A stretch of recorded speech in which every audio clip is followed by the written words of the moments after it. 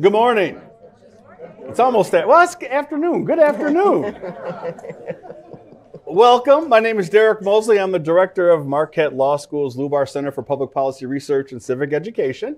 I want to welcome you all to our Get to Know programming. For those of you who are new to the Lubar events, our Get to Know programming is just an opportunity for us to bring in people who are affecting our lives every single day that you may or may not be that familiar with. And so we like to do a nice little conversation. It's not like our On the Issues programming, which is more hard-hitting analysis. This is more like a late-night talk show, just trying to get to know as much as we can about someone. So first I'm going to ask everybody if you could check your phones if you haven't already and set them to off or vibrate so they don't go off during the program. But just to get started, libraries have always been a central part of our communities.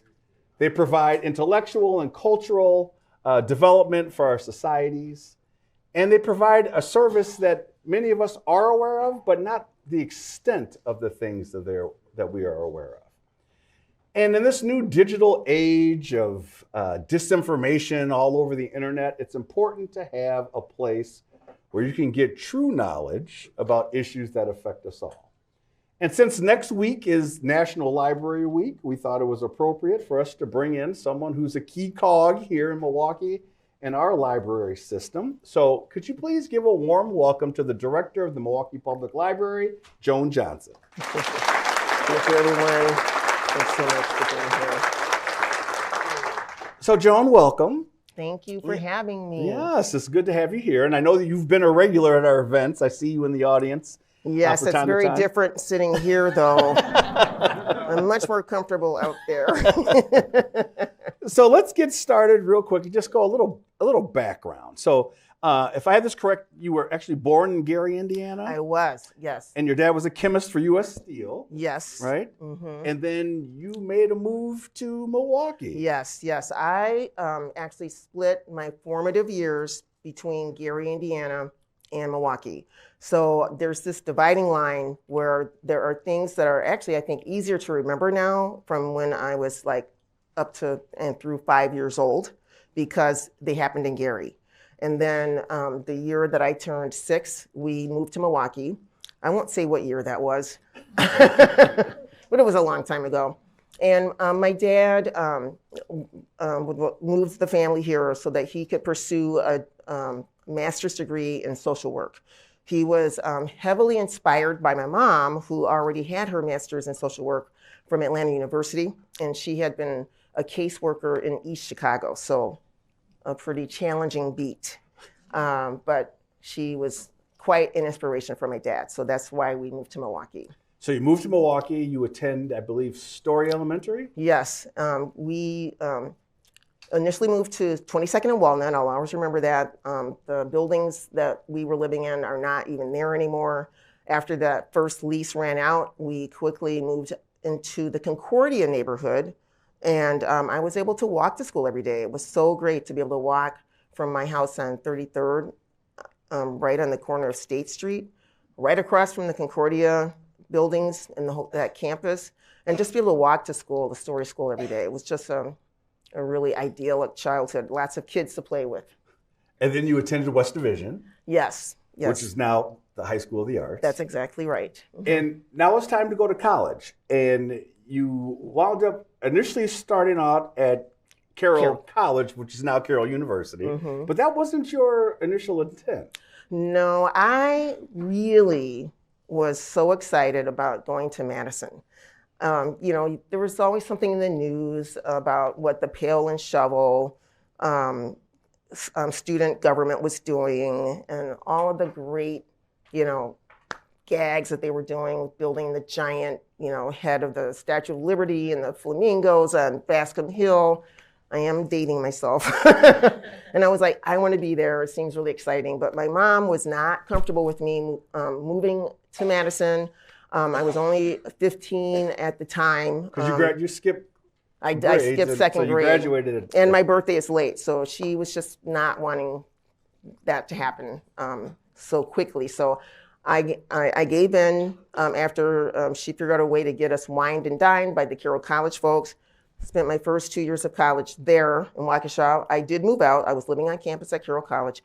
And then after that first 2 years, I transferred to Madison. So I went to Madison as a junior. And I was really happy that's how it all ended up turning out. And my mom was absolutely correct. I was so much more comfortable and confident by the time I became a junior.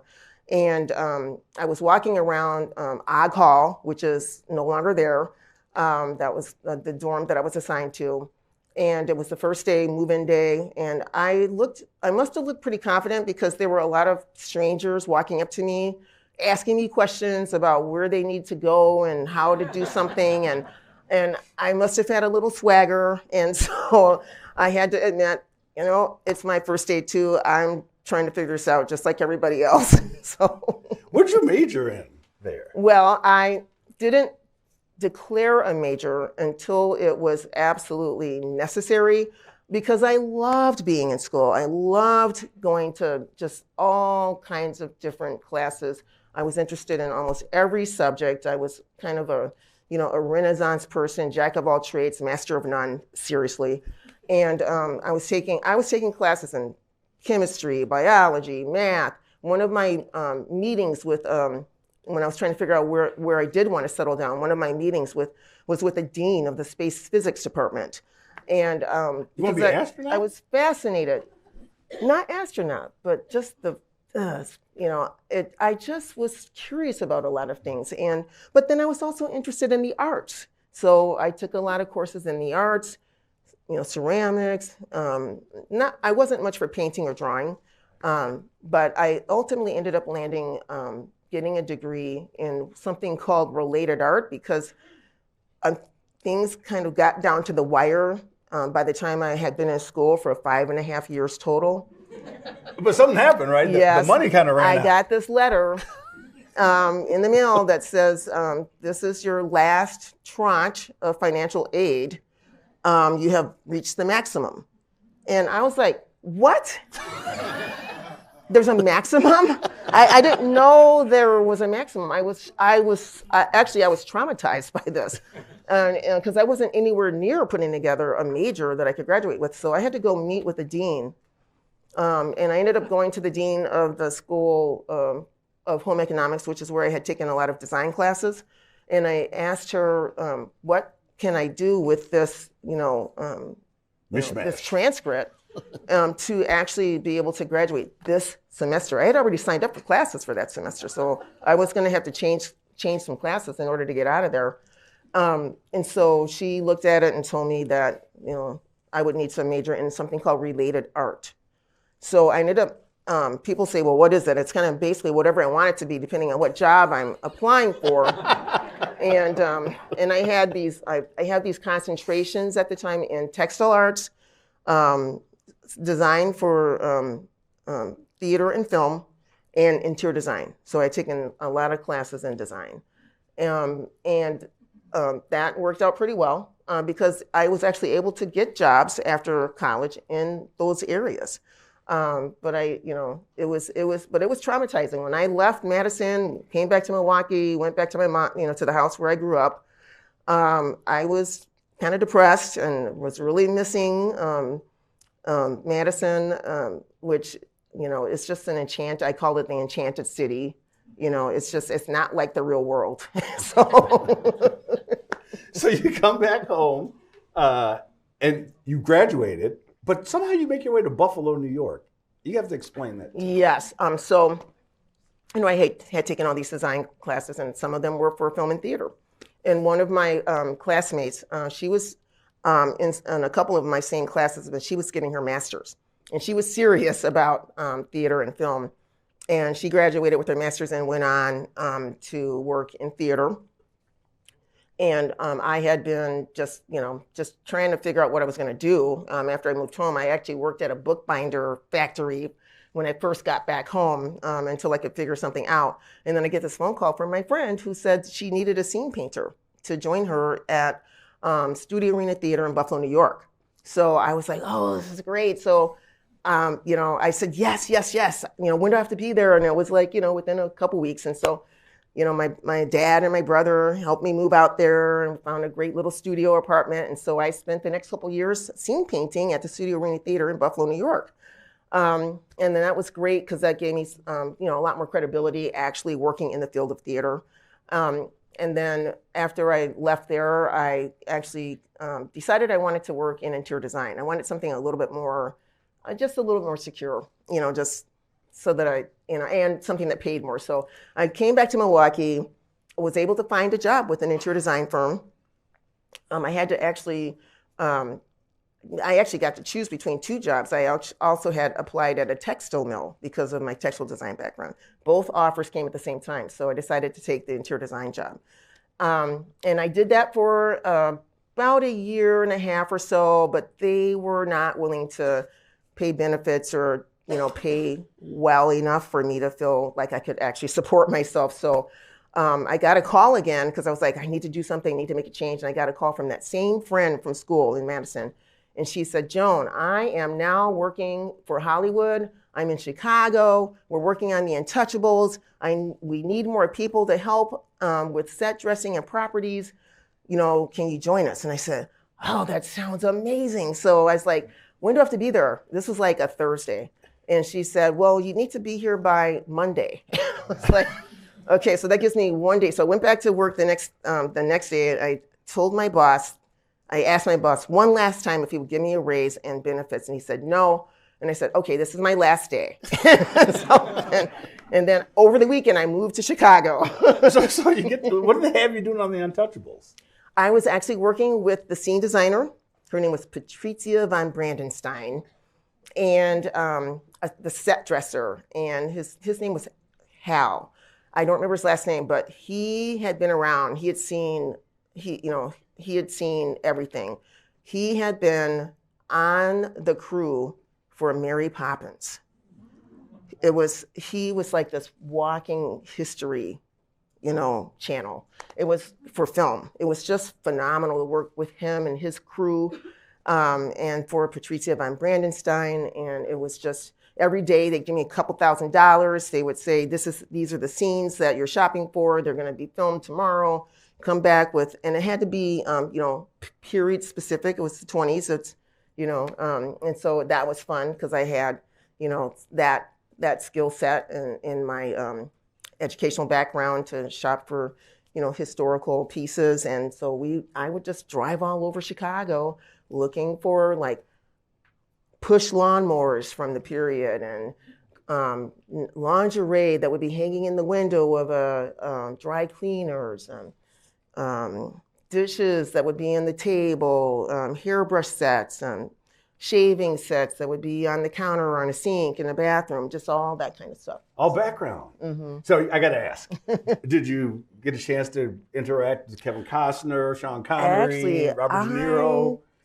I did. Not on a regular basis, but Sean Connery was amazing. He was actually in the office whenever he could be in the office, because one of the staff members who worked for the producer in the office, which is where I was based, was a good friend of his. So he would come in all the time to speak with her. So he would talk with whoever else was hanging around. So I would hang around so I could talk with them too.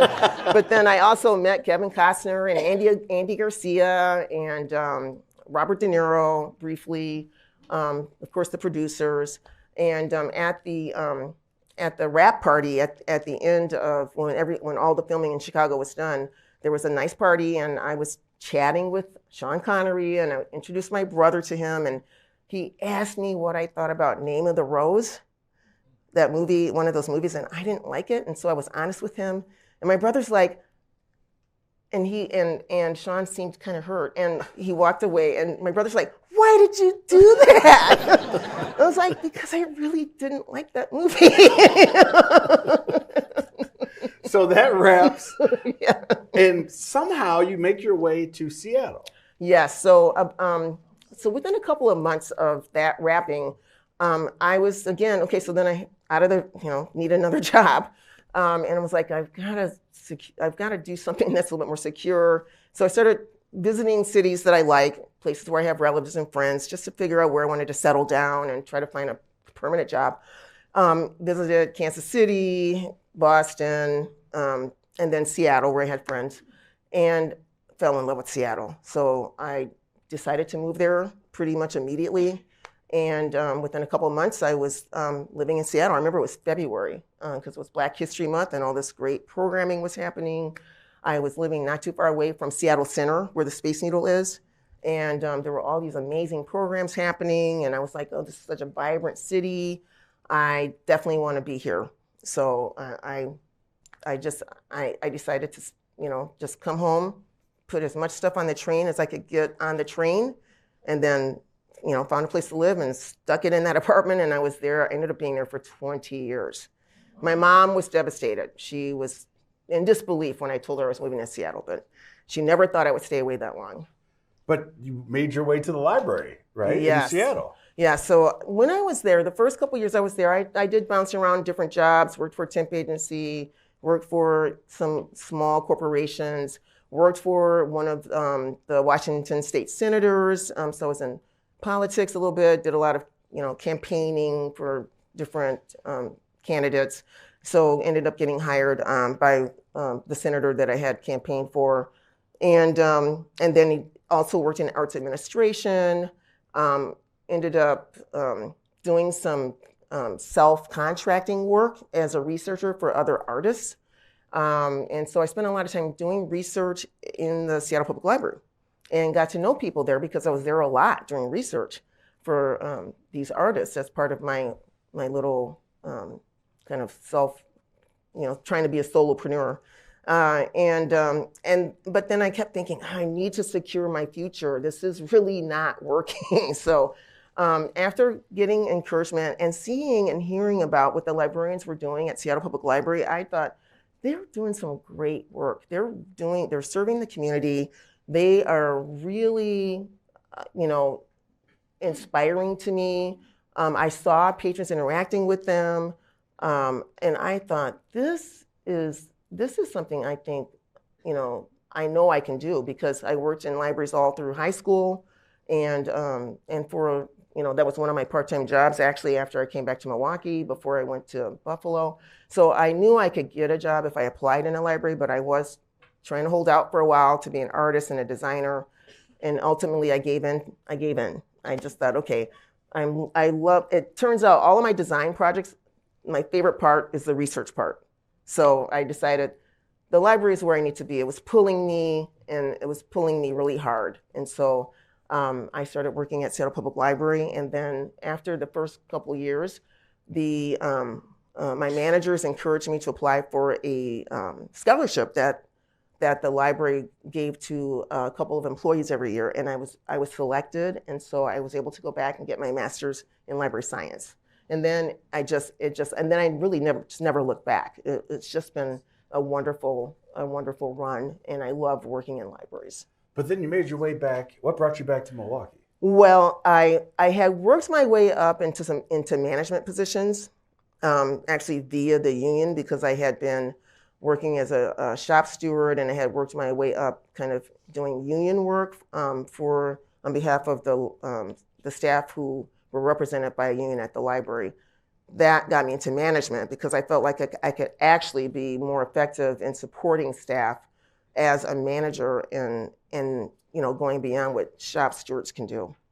I was like, I want to be able to support staff, and as a manager, I have a lot more clout. So I decided to step up, become a manager, but I went as far as I felt like I wanted to go in that library system.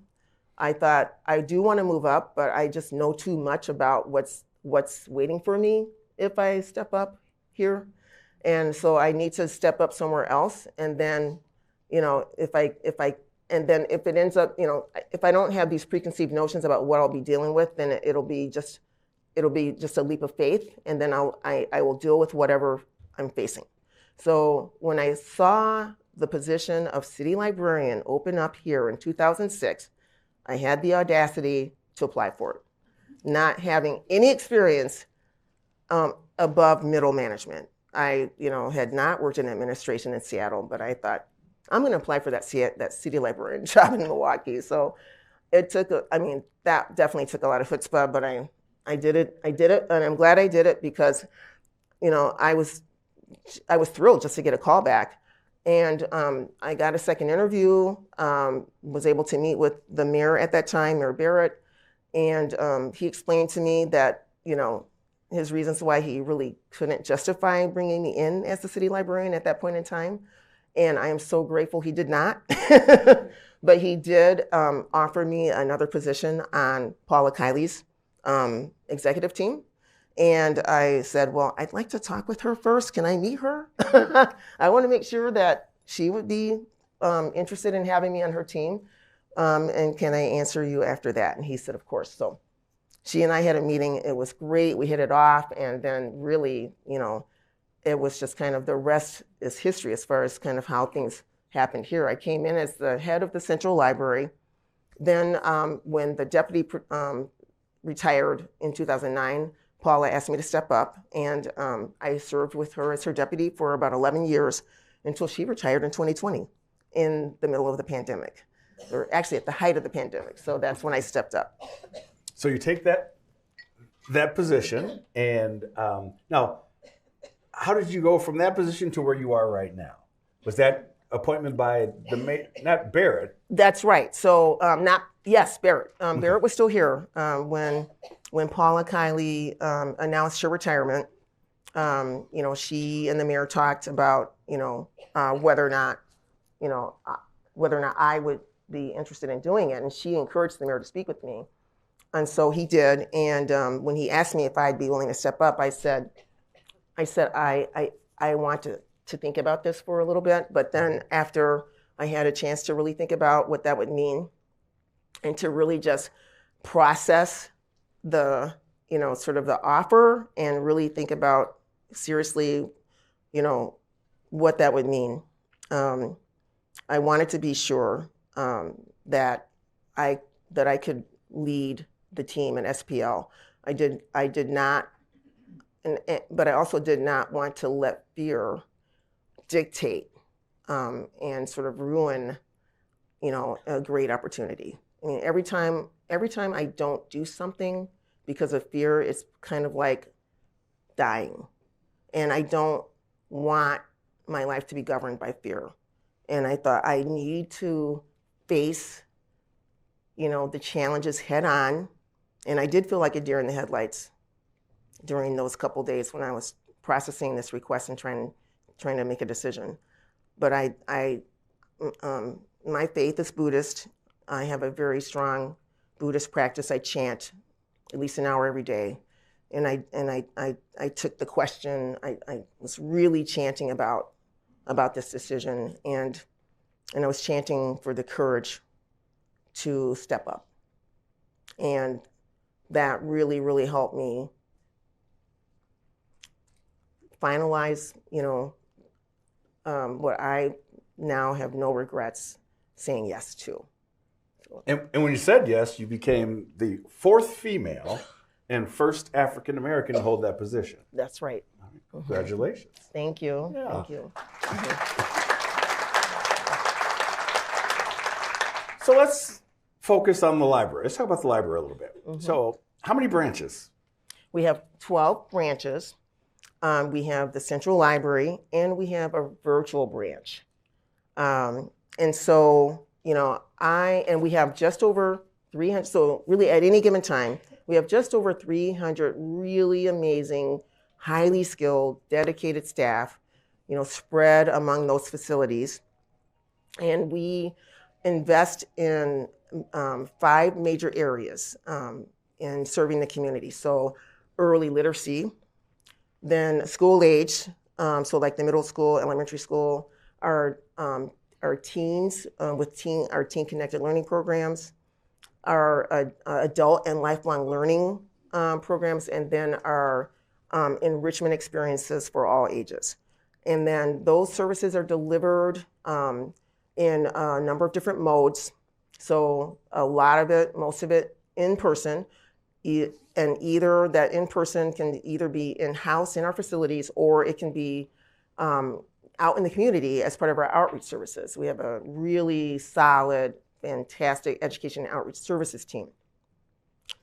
And then another mode of delivery is remote through our telephone services and our virtual and online platforms.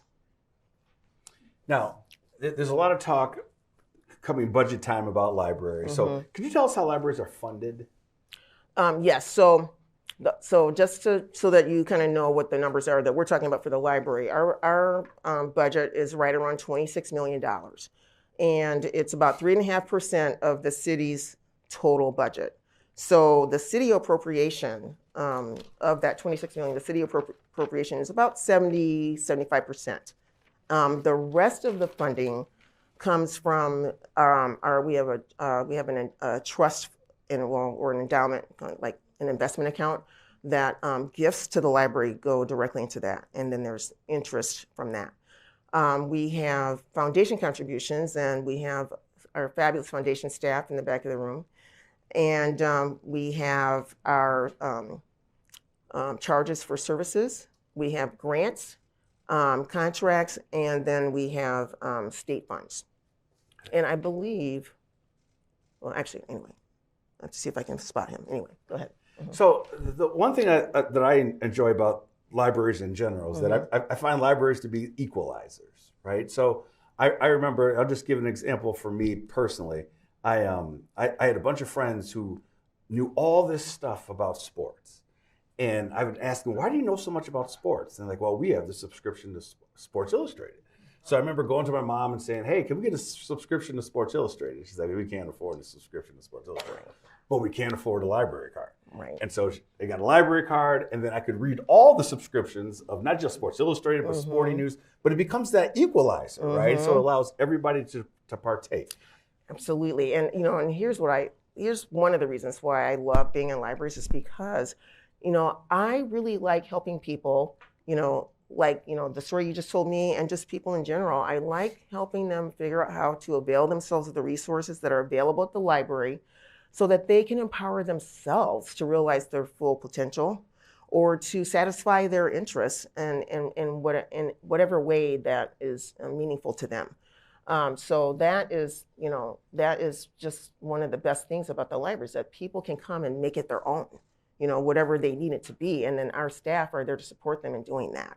And I don't know if people are familiar with the fact that it's extremely inclusive. I used to, when I was a judge, I used to go and give speeches at the library. And I remember I was at Mitchell Street, and I'm sitting there, and I think a library staff member comes by and starts handing everybody headsets. And I didn't know what was going on. I start talking, and the headsets are telling the population, which is majority Spanish, what I'm saying in Spanish. And I didn't even know the library had that. Oh, yes. Yeah. We are cognizant of the fact that we have a lot of different communities with different cultural backgrounds and different set of expectations, and we actually are actively implementing our racial equity and inclusion plan right now, and are in the middle of a community engagement campaign and developing some strategy for reaching deep into the communities where we may not be doing such a good job right now as far as reaching people. So that was one of the reasons why last year we spent the whole year doing that community engagement work. Almost 5,000 people responded to us, and it was just phenomenal to get that amount of feedback. And so now we're working with all that data and feedback that we got to develop some very specific service plans, and it's different depending on which area of the city that you're in. Our branches, each have a different and distinct service area, and all of our teams are working right now on developing some service plans for their service area. We have just some fantastic staff working in our branches, and we are excited to be able to be more responsive to the community because we have a little bit more information to work with. So, and not just, libraries aren't just mere repositories of books. What else can you do with the library? There's so much that you might not know about libraries. So, and some of the things that you might not know also do involve books as well. But I'll start with the items that are not necessarily physical materials. So, we do for people who. So one of our big areas of our strategic directions is to help equal the playing field by providing access to high-speed broadband internet. And so for people who don't have their own services at home or own equipment, they can come to the library and check out hotspots and Chromebooks. And if they have their own devices like a smartphone, they can check out a hotspot and use their smartphone or their tablet to connect to the internet using our hotspot. And we also, along with that, provide training on how to use the devices and also training on how to use the resources that are available online. We also, for people who are not, who don't want to carry books around or are taking a trip, don't want to carry a book on a plane, or just they want to have 12 books, but they don't want to carry 12 books, you can use the wonderful downloadable content through the library's website. So if you have a library card, you can log in using your library card number to get access to not just books that are electronic, but also streaming media, streaming movies, streaming music. And we have several apps on our website. Canopy, Libby, Overdrive, to name a few, are a few of those. And then there's also online courses. So people who want to get certifications with certain skill sets, let's say it could be Microsoft Suites or court reporting, or there's literally hundreds of subject areas that you can sign up for using an online course through the library and actually get a certification. So those are some things that you might not know about. Yeah. Can we talk about the Central Library for a second? Mm-hmm. Because it's hard to miss, and when you walk into it, it's like transforms you to another place. It's an amazing building. What can you tell us about the Central Library building? So the Central Library, it's built on the site in the city that at one point was considered to be kind of the center, the heart of the city. And there was a hall on that site called Mozart Hall. And so there's also, at the time, there was a little bit of greenery there, some forestry, and it was called a grove. And so it took this nickname as Mozart's Grove. So that's the site that the library's on now. There were other iterations of the building. There were fires and things. The collection had to move a couple of times. But the place where we are now is where we landed after some of those moves. And it was, construction began in 1895 and completed toward the end of 1898 in October. It was built in stages, so there are several additions. So the initial, the original building took up about, like the whole southwest portion of that block that's between 8th and 9th and Wisconsin and Wells. That original building at the time was about $780,000. It was designed by an architectural firm here called Berry and Kloss, and they won a design competition in order to win the contract to design that building. Another competitor in that design competition was Frank Lloyd Wright. Yeah. And we actually have in our rare books collection, which I'll talk a little bit about in a minute, the submittal. It's such a different looking, just such a different style. From Frank Lloyd Wright? Yes, oh, it's Frank Lloyd. Right? It's Frank Lloyd Wright. So, we have that drawing. And, but, the style of the building that Berry and Kloss did for us is called Neo-Renaissance. It's like a combination of French Renaissance and Italian Renaissance. Yeah. And then the additions were slowly added on to fill that block between 1909 and 1957. Initially too, when we opened in 1898, the library opened first in that building, and then the next year, 1899, the museum opened its facilities in there. And then in 1957, when that final edition was put on, it was within a couple of years, the museum built their new building across the street, and then they moved out. So, there's been a lot of operations happening in that building over the years. The municipal court yes. used to be in the library. Yeah, mm-hmm. Absolutely. Mm-hmm. So, can we talk about the rare books room, please? Yes. One of our favorite subjects. We have Marion Royal here as the head of Central. She oversees the staff that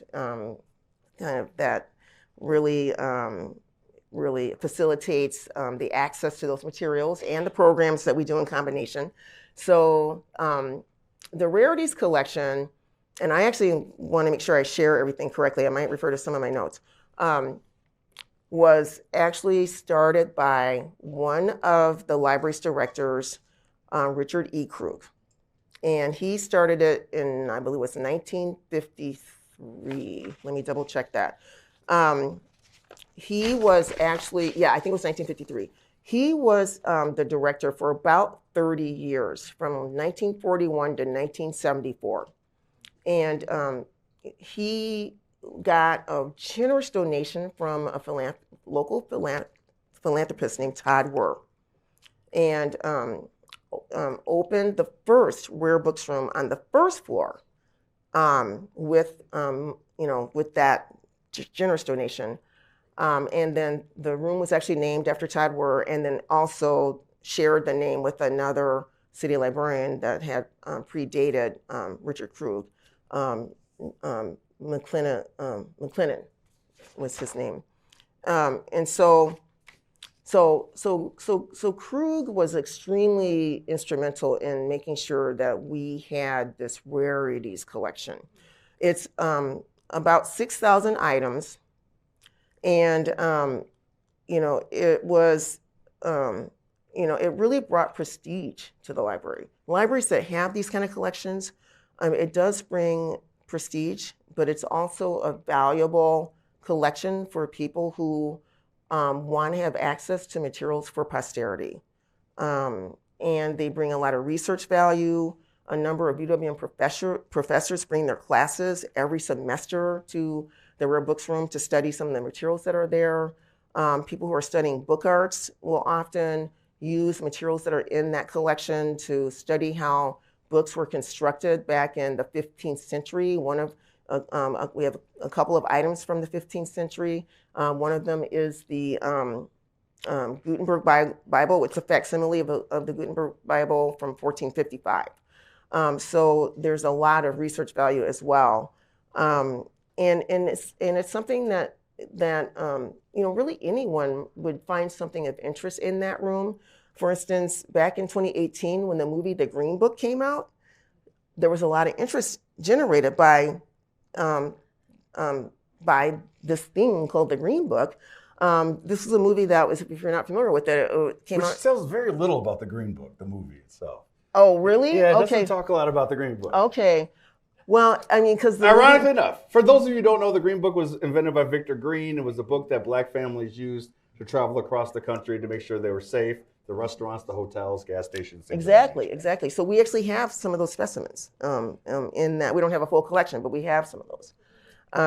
And then we also have, as specialty areas, as natural history. So we've got a full set of John James Audubon's, his Birds of America. That's a 19th century collection. We have a lot of his other drawings as well, so not just the birds, but we have his contemporaries as well, who did similar types of illustrations, especially around ornithology and just natural history in general. We have Bibles and early religious material. I mentioned the Gutenberg. We have a lot of materials around Native Americans, especially tribes local to Wisconsin. We have local history, of course. We have the early Milwaukee advertising materials and companies that were in advertising, including a great poster collection. And then book arts I mentioned earlier, and alternative publications. What's your favorite? We have something called the Book of Autographs. Sometimes people call it the autograph book, but it's also not to be confused with the autograph collection. That's a separate collection. So we've got a lot of autographs. So the autograph collection, that has letters and things, that will have somebody's signature on it, like letters from Kennedy and, John Adams, that's different, types of original primary material. But the autograph book itself was conceived by a local, another philanthropist. This time it's Lydia Eli. She's working on raising money, like with a small group of people, working on raising money to erect or to, really design and install a monument to the soldiers from Wisconsin who fought in the Union Army. And the monument is called Victoria's Charge. And they hit a little bit of a, when they were first raising money, they hit a little bit of a barrier, and then they were trying to think of other ways to raise money. So she had this idea to put together this book of autographs. And so what they did was they sent little slips of paper to hundreds of people, starting with like people who were well known. So at the time, so this was happening in the 1890s. They explained why they were raising money, why they were asking for the autograph for their signature, and they sent it to like the president of the United States at that time, his full cabinet, everyone in Congress, all the Supreme Court justices, governors, mayors all across the country, scientists, authors, educators, people, and other men and women of note. And so some examples of the, and looking at and they collected over 2,200 autographs. And so they put together the book, they bound it. It is 2 feet by 2 feet. It has 689 separate leaves. And some of the autographs are just a signature, others are a drawing, others might be a little verse. The names that I recognize were Mark Twain, Booker T. Washington, Rudyard Kipling, John Muir, Thomas Edison, and then Clara Barton. Wow. It's really an amazing book. Yeah. Mm-hmm. All right, so I'm going to fast forward you a little bit. And so pandemic, and everything's closed. Things start to slowly start opening again. And as they start to open, you're trying to get people into the door at the library. So I'm sitting at home, I'm watching TV, I turn on the TV, it's the Today Show. And the Today Show is like, this library in Milwaukee is using social media to get people to come out. And I was like, what? I sit down and I see people from the Milwaukee Library. That's so cool that you said that. And so I see this, and as I was preparing for this interview, I'm looking back at these videos. And for those of you who don't know, the library itself, you have like 1 million likes on your social media page, over 100,000 followers, including Hollywood stars and other libraries from across the country are trying to figure out what you guys did. Yeah. And so I'm a huge horror movie buff, love horror movies. And you did a Stephen King 75th birthday. Mm-hmm. And I want to show that video so everybody can just see the creativity of the library staff.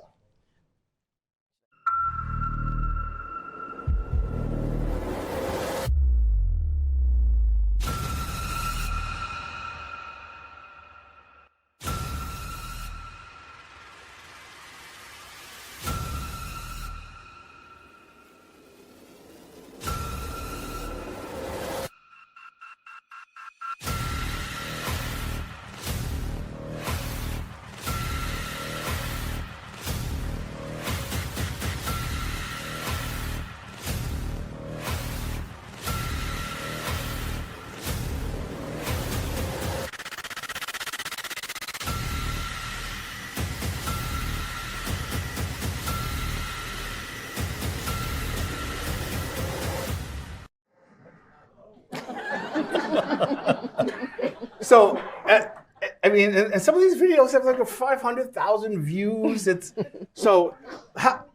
Talk to me about this. Okay, so during the COVID closure, the staff, and everybody was going through this, so it's not just us. We had to figure out a lot of stuff, but one of the things that we wanted to do was figure out how do we stay connected to the patrons? How do we keep a connection there when we're not able to physically open the doors and be with our community? And so we decided that we would try to do like once we got the staff back in the building, because for a while there nobody could do anything. But we tried to minimize that time where nothing was happening. That was like less than a couple weeks. And so the staff had to get really good at using video recording equipment. online platforms for meetings and webinars and, all those kinds of tools, virtual meeting tools. We had to figure this stuff out because we're like, we are going to be providing services in a very different way from what we are, what we have been doing for the last, over 100 years. So, and so we were doing programming using these virtual tools, and then the skills quickly extended to the social media because we already had a bunch of social media platforms. So Facebook, Twitter at the time, and all those other platforms. We had Instagram, but we were not on TikTok initially at that time, and so they transferred those skills to the social media platforms as well. And a very talented team of staff who came together to work on this really clicked. They just all really just, the creative juices, they just helped each other get their creative juices flowing, ideas abound, kind of like Mad Men, I guess. And so after— Which is funny because you are not on any social media. Right? Me personally. Right. Correct. I have to have other people explain why this thing is like funny or, the pop references. Yeah, the pop references. Because I read a lot of nonfiction. So anyway, but after a few early postings that went viral, then, it built everybody's confidence. When these go viral, you can imagine the team, they get really pumped by it, right? So then they're working to do another posting to try to outdo the one they did before. So then it just kind of takes on a life of its own. And so, we, since had a little bit of a change in personnel. We've been able to just kind of put a little more structure around it, thanks to Melissa Howard over here, our communications director, and to be, really working together on intentionality around messaging and timeliness about what's the message and, really, putting that structure there, because it really is helping us reach a certain demographic that we weren't really tapped into before. And so we do want to continue to use it for that. And we are collecting data now to really bear that out. It really is, it is effective at reaching like 20, 30-year-olds, which is great. And it's really gratifying to have our peers around the country reaching out to us to let us know that their patrons are coming in and using their libraries where they are in their local cities because they were inspired to come and check out the library because of something they saw on an MPL TikTok. And and so it really is our goal. So we do want to help lift all boats. So it's not just about us. It's really, we want to develop library supporters wherever they are. We want people to be excited about libraries wherever they are and to be library supporters. So before I open up to the questions, I just want to go into this and I want to get your opinion on it. So the library has built some more libraries or rehab libraries. And so the libraries today are very different from the libraries I remember growing up as a kid. Mm-hmm. And it's these mixed use libraries. Where did this concept back in 2009, actually, it was a couple years after I came, there was some discussion about a potential joint project between the developer and the library. And it happened not too long after there had been like this potential closure of a branch building due to some budget cuts at the time, back like in 2006 or something like that. And so, we also had a lot of buildings that were really aging and things were breaking down unexpectedly. And so we were having to incur these huge expenses, like $250,000 to replace an HVAC system or something like that, unplanned. And so the board and the library administration at the time worked together to create a facilities plan, which was approved by the board in 2010. And we had, I had worked in Seattle on, some mixed use development and had shared that with Paula. And she was able to go out there for a conference and she got tours of them. She was bowled over by them and came back and shared with, lawmakers here and the board and thought this could be a viable solution for us to have an affordable facilities rebuild plan. So after the board approved the facilities plan in 2010, we started rebuilding our libraries, with the first one opening at Village Square in 2011. And then the East Branch was completed in 2014 and opened. The next one after that was actually 2015. That was Tippecanoe, not mixed use. That one was really, the bones were good, so we just did a gut and then rebuild it from the walls in. And then in 2017, we went back to mixed use at Mitchell Street. And then Good Hope was the next one that opened in 2020. King is going to open early 2025, and then we're still trying to get funding for Capitol Branch. Okay. Yes. And so you have housing, you have the library. Yes, and we are coffee shop. Yeah, we definitely want our buildings to be a third place for people. So, you know, if people who are still working, work might be second to home. Sometimes work is first, home is second. But we want your third space to be the library. And so we, designing these really welcoming, warm, inspiring places for people to be in. Fireplaces. Lazy boys. I was just out last night. I don't want to leave.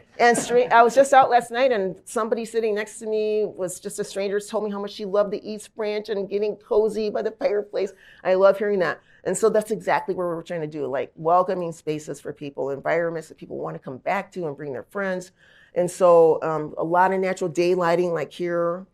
We also are doing a lot of green infrastructure, again, for cost saving and just to be good stewards. So goals involve sustainability, environmental sustainability. We have, we're going to be installing geothermal heating at the King Branch. We are doing porous pavements in all of our parking lots. Bioswales are built in, natural plantings to reduce the runoff going into the sewer system. We are, putting our lighting systems on motion sensors and light sensors so that we save energy costs there. Solar panels, green roofs, again, to save energy costs. A lot of that investment has been happening since 2010. That's remarkable. Mm-hmm. All right, at this time, I'm going to open it up for any questions that you might have. It's like 1, 2. No. Give me 1 minute. We're going to give you the microphones coming right now. I am just wondering, on the Central Branch, in terms of square footage, do you know how big it is? Did I write that down? Marion, do you know offhand? 410,000. Thank you, staff. We have wonderful staff. That's huge. Yeah. It's three floors above and 4 floors below. So the below ground is what we call the tiers. And we have behind the scenes tours at very special times, like during Doors Open. During Doors Open. And we also, for fundraisers, sometimes will auction off. People will ask for a donation to a fundraiser, and we'll offer them a certificate to be auctioned off. That will be a behind-the-scenes tour. Hello. Carol. I have been a patron of Milwaukee County and City libraries for more than 50 years. And periodically, I have had what I euphemistically call the library police after me because of late fines. And every now and then there would be an amnesty period, so you could get out of library jail free card. I haven't seen those lately. But now I limit my going to the library to the Wauwatosa Library. And I do that because they do not have library fines. And in fact, my husband and I, on a trip, think we lost a book. This was a year ago. And they kept renewing it. I'm like, well, I really think we lost this book. But it is still being renewed. And so I'd like to know I don't know if the Milwaukee Library is different from Milwaukee County Library, and if it is, what does the city library do to help assuage fines, especially for people who may want to come to the library and check out books, but who may be disenfranchised in other ways? Yes, we have actually been grappling with this for many years. It's been a topic that we have actually studied. We actually did a joint project with one of the professors at the library school here at UWM to look at whether or not we should continue to charge fines or not, or to kind of jump on that bandwagon that a lot of libraries have been doing in the last like 5, 7, almost 10 years now, to completely eliminate fines. And you should be aware that we do not have fines on children's materials. So that's something to be aware of, and that's been the case for many, many years. We worked with some focus groups here in Milwaukee, just people in the community who came to some of our discussions. And I was kind of surprised that some of them said that they thought that, that they were in support of us continuing to have fines because they wanted to have an incentive for people to bring materials back so that we don't end up having materials not being available to the rest of the community. And so it's an incentive to get people to return their materials. We did reduce the amount that accrues every day. Some of the like at the time videos were like $1 a day, so we did a major reduction on what that fee is. And then we encouraged our staff to talk to people about if they've got items coming due, to sign up for the notifications so that you get like a little alert when your materials are coming due, to just help you remember to bring your items in. If you have some sort of extraordinary situation, it's case by case basis. There's definitely times when it makes sense to waive the fines depending on if somebody's in a bad situation. So we'll work with people on that. And then there are other things we're looking at with our Milwaukee County Federated Library System partners to do kind of like an automatic renewal so that items renew before they become overdue if nobody else is waiting for the item.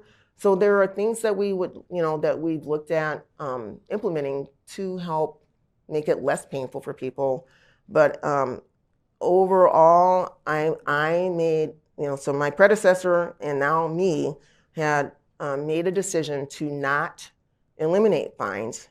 Now this was more true last year, but it was one of the only ways that we could collect any kind of usage fee from people from outside the city for using library city services, was the overdue fines from city materials. There were no other usage fees for people who don't live in the city. Right. Mm-hmm. I have the mic already. Oh, sorry. you got it already.